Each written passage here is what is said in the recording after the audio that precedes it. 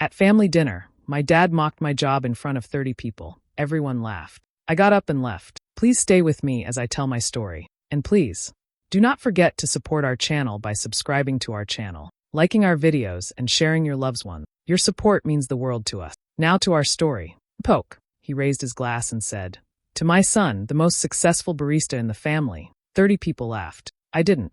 The room fell into a loud wave of chuckles, but to me, it sounded like a thunderclap. My chest tightened. I sat there, hands frozen around my water glass, staring at my dad with a numb expression. He smirked, clearly pleased with himself, and looked around for approval like a comedian who just landed the punchline of his set. Earlier that evening, I'd arrived at the rented banquet hall in my best button-down shirt, hoping this would be the night I finally got a little respect. It was a rare family reunion, cousins, uncles, people I hadn't seen in years. The room buzzed with chatter, silverware clinking against china, and the smell of catered food filling the air. I'd been anxious walking in, but hopeful. I had built something from nothing, started managing a cafe, built a small coffee brand, hired a team. But in my dad's eyes, none of that mattered. To him, if you weren't wearing a suit or working a real job, you were a failure. Throughout dinner, I felt the tension creep in. Little digs here and there. Bet you've memorized all the Frappuccino recipes by now. Still playing with coffee beans? Some laughed. Others awkwardly smiled. I kept telling myself to ignore it, to not let it get to me. Then came the toast. Everyone went quiet when he stood up. Glass in hand, he cleared his throat. "Let's all raise a glass, to my son, the most successful barista in the family." It was said with the perfect mix of sarcasm and fake pride. Laughter erupted. I didn't smile. I didn't say a word. I stood up slowly, chair scraping against the floor. Eyes turned toward me. My mom reached out, unsure of what to say. My dad chuckled again, maybe expecting me to laugh it off. I didn't give them that. I walked out without saying anything. Not a single person followed. No one called after me. The sound of their laughter stayed with me long after the door closed behind me. Outside, the night felt cold. Not from the air, but from the silence that always follows betrayal. I stood there for a moment, letting it settle in. That was the last time I'd let anyone make a joke out of who I am. Let them laugh. They weren't the ones who built something from the ground up. I walked to my car. Quiet. Focused. Done. Growing up, my dad was the kind of man who believed emotions were weakness. He kept his feelings buried deep, always serious, always controlled. His life was about appearances, how things looked to others. He wore polished shoes even on weekends and talked more about his job title than anything real. To him, success was a suit, a title, a salary. Nothing else counted. I was different from the start. I liked to draw, to write short stories, to daydream about ideas that didn't make money but made me feel alive. I wasn't loud or bold. I felt things deeply. I noticed when someone was upset even if they didn't say a word. My teachers said I had emotional intelligence. My dad called it being soft. When I was in 5th grade, I got a small role in the school play. I came home beaming, script in hand, practicing lines in the mirror. At dinner, I told them about it. My mom smiled and said she was proud. My dad looked up from his plate and said, "You're not really an actor, are you? Hope you're not planning to waste your life on stuff like that." I laughed it off then, but it stuck with me. In high school, I took a job at a bookstore. I loved the smell of paper, the quiet hum of people browsing, the chance to talk about stories with strangers. When I told him, he raised his eyebrows and asked, "You're stacking books now. That's your big plan." Again, I let it slide. Again, it cut deep. Later in college, I switched majors from business to creative writing. It felt right. I finally felt like myself. I came home that break and told him. He didn't yell. He just gave me a long look and said, "So you've decided to stay broke forever?" It was said like a joke, but there was no humor in his eyes. That pattern never changed. Every passion I had, he found a way to reduce it. If it didn't fit into his idea of success, it was worthless. I stopped sharing things after a while. I stopped expecting approval. There were people who tried to fill the space he left empty. My mom always said she liked how I saw the world. A teacher once told me, "You feel what others miss." That's not weakness, it's power. My aunt used to send me books with notes inside that said, "Keep creating." Still, the voice I heard loudest was his. That night at dinner wasn't just one comment. It wasn't about a coffee joke. It was every moment like that stacked on top of each other, year after year. It was the silence after my wins, the sharp words after my choices, the way I never seemed to measure up no matter what I did. It wasn't about the toast. It was the weight of 25 years finally breaking something inside me that had been bending too long. It started with a part-time job in a tiny coffee shop near my college campus. I needed the money, but I stayed because I liked the rhythm of it. The early mornings, the quiet hum before the rush, the way people softened a little with a warm drink in their hand. It felt like something that mattered, even if no one else saw it that way. I didn't plan to stay in coffee, but one day I saw an ad for a barista competition in the city. I entered. I didn't win, but I met people, roasters, cafe owners, small business dreamers. I started learning everything I could about beans, roasting, brewing method. It became more than a job. It became a craft. Years later, I was running my own cafe.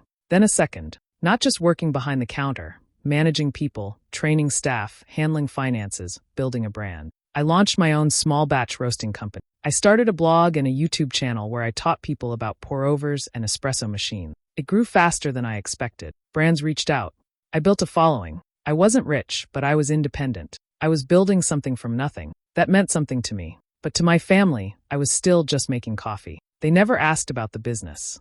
Never asked how many hours I worked, or how many people I employed, or how proud I was to give others a job they enjoyed. They only saw the title. They only saw me in an apron, not as the person who bought the aprons, trained the team, and kept the doors open during a pandemic. Sometimes I felt ashamed, like maybe they were right. Maybe it didn't count. Maybe I should have done something with a clearer title, something they could brag about. But other times I felt proud. I made something that was mine. I created a space people loved. I built a team that felt like family. That mattered more than a job description. My siblings had the real jobs. One worked in finance, always stressed, barely slept. The other was in law, stuck in an office she hated. They had the titles. I had peace. But no one ever said it out loud. Before that dinner, I worked 12 hours straight, training a new hire, fixing a broken espresso machine, meeting a local farmer for a new bean supply. I barely had time to change before driving to that banquet hall. I showed up tired but proud. And then they laughed. I worked 12 hours the day before that dinner, so they could laugh for 12 seconds. The drive home felt longer than usual. My hands gripped the wheel, knuckles white, radio off. All I could hear was the sound of their laughter replaying in my head. That same joke, over and over, like a broken record. Every face around the table flashed through my mind, some laughing hard, some trying to hide their smiles, a few just looking away. No one stopped it. The parking lot lights faded in my rearview mirror. I didn't look back. I pulled into my driveway and sat there in silence. My phone stayed quiet. No text, no missed call, not even from my mom. I half expected something. A message, a check-in, anything. But there was nothing.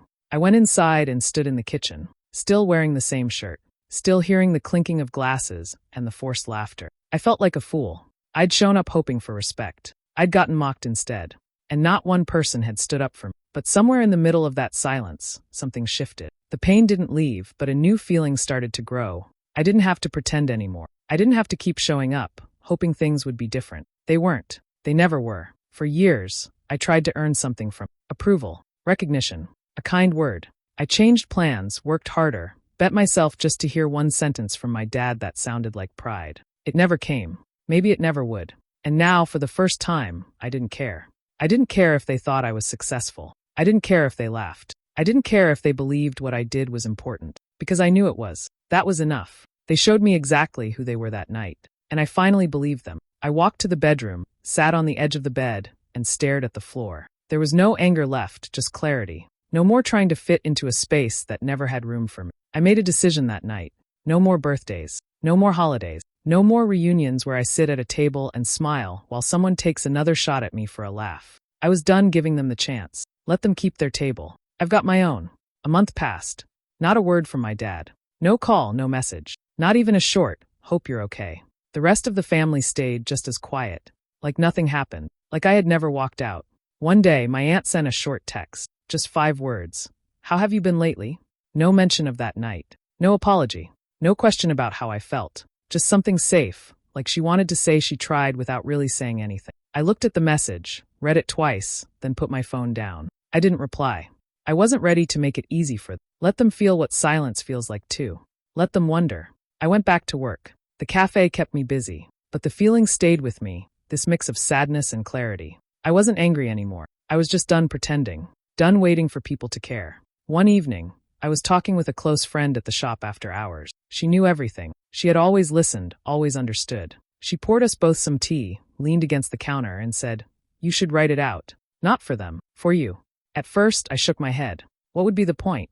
But the thought stuck with me. That night, I opened my laptop and started typing. I wrote the truth. No names. No blame. Just the honest story of what it felt like to be laughed at by your own family. To be made small for doing something you love. To chase approval that never came. I called it, How it feels to be the punchline in your own family. I didn't expect much. I posted it on a small blog I barely used. I shared the link on my personal page and went to bed. By morning, it had already been shared hundreds of times. By the next night, thousands. Strangers started messaging me. Some said they cried reading it. Others said they felt like I had written their story too. People from all walks of life, teachers, artists, servers, business owners, telling me they'd been mocked by their own families too. Each message felt like a piece of healing. I didn't write it for attention. I didn't write it to hurt anyone. I wrote it because I had to, because keeping it inside had been weighing me down. And now, somehow, telling the truth had set something free, not just in me, but in others too. They made me the joke, but now people were listening. It didn't take long before the blog post reached my family. I knew it would happen eventually. I just didn't expect it all at once. One afternoon, my phone buzzed over and over, notifications piling up. A cousin shared the post in the family group chat. Then another. The comments came fast. Is this about your dad? Wow, you really put this online? Then came the message from my older brother, short and cold. Really? Airing dirty laundry like that? I stared at the screen. No surprise, just more of the same. More protecting the image, not the people. A few hours later, my mom called. Her voice was soft, almost shaking. She asked how I'd been, said she read the post. I waited. Then came the pause, and finally she said, "Your father's upset." I asked, "Is he upset about what I wrote, or that it was true?" She didn't answer right away. He said it made him look bad. I didn't raise my voice. I just said, he made himself look bad. I just told the truth. She sighed. Said it's complicated. Said he doesn't know how to talk about feelings. That I should understand. I told her I did understand. That's the problem. She didn't defend what he said at the dinner. But she didn't say he was wrong either. She tried to keep peace. But I wasn't interested in peace that came with silence. Later that night, the group chat blew up. Cousins picked sides. Some said it was brave of me to speak up. Others said I was disrespectful, dramatic, selfish. One uncle called it a public attack. I didn't reply. Someone finally asked, "Why didn't you just talk to him directly?" Another cousin jumped in before I could. He did. For years. No one listened. I watched it all happen from a distance. The truth was out, and it made people uncomfortable. Good. It should be uncomfortable to laugh at someone's life. It should be uncomfortable to ignore them for years, then get mad when they finally speak. One message stood out. "You made your father look bad." I typed my answer slowly. He made himself look bad.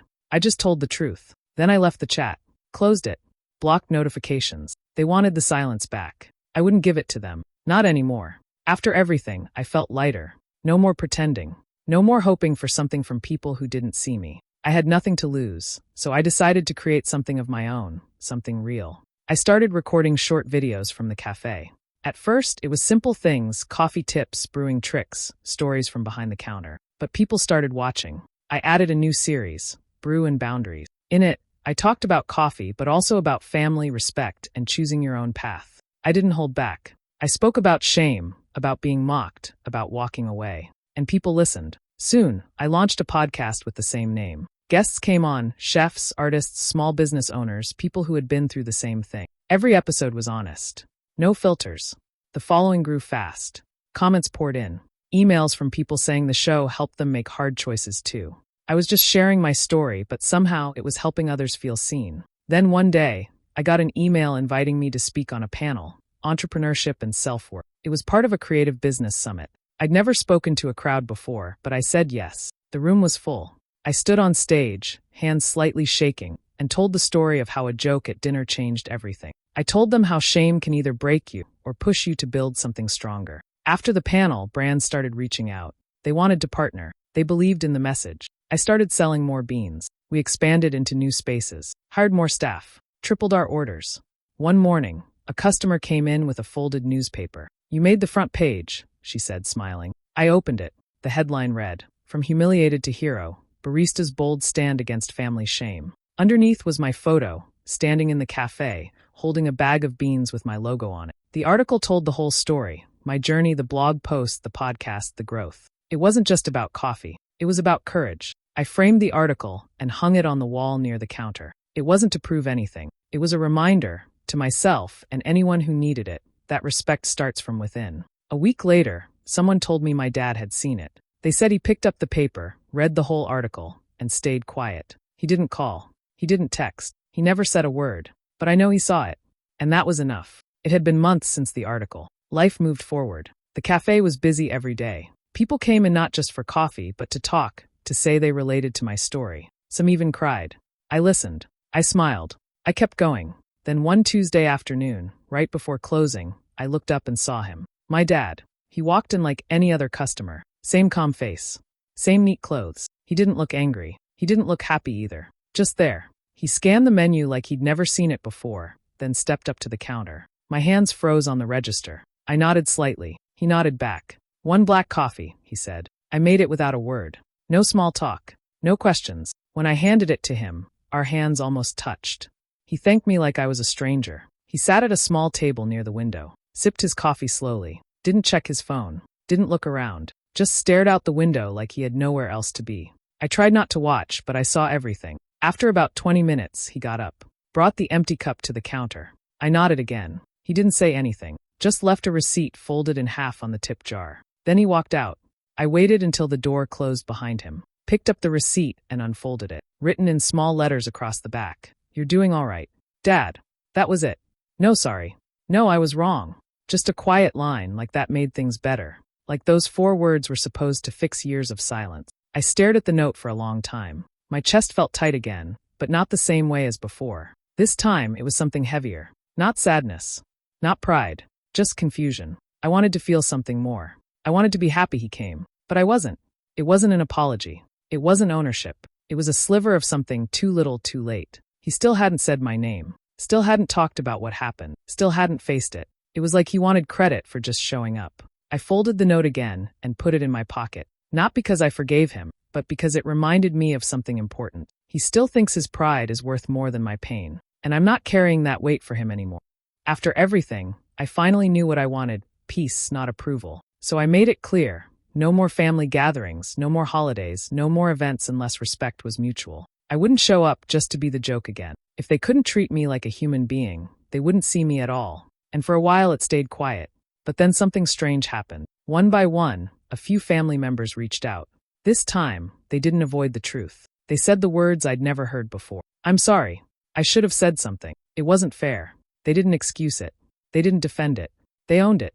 That mattered.